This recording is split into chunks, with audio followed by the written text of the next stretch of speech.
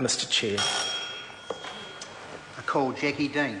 Thank you, Mr Chair. The Sentencing Aggravating Factors Amendment Bill is just a small bill and really makes one change, and that is to require judges to make an assault on a police or corrections officer an aggravating factor in the sentencing of that person who's been accused. But I think it is a bill which yet again highlights this government's approach to police and corrections service, and indeed to their personnel, in that Minister Judith Collins, when she was the Minister of Police and Corrections, very firmly said that she valued the police and she backed the police as Minister and backed corrections.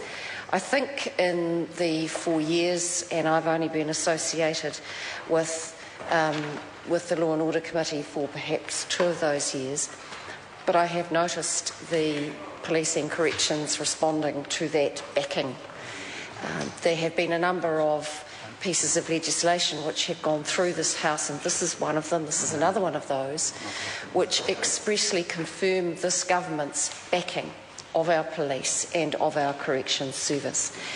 And further to that, I would say that the Law and Order Committee had the privilege so far this year of visiting several corrections facilities and seeing for ourselves the work and the challenges that our corrections officers face in facilities all around New Zealand. It's hard work. They are dealing with people who don't necessarily wish to be confined, who don't necessarily wish to be confined for a period of months or years, and have to deal with those people on a daily, ongoing basis.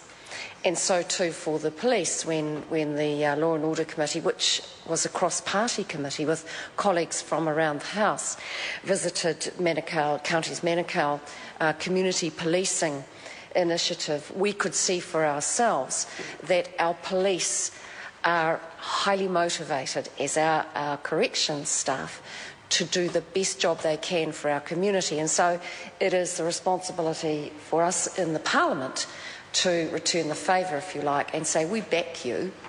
And so we back, sorry Mr Chair, we back police and corrections. And so when, as happens, in fact I think there was an assault on a corrections officer within the last couple of weeks, a serious assault, I believe, and frequent assaults on our police personnel as well.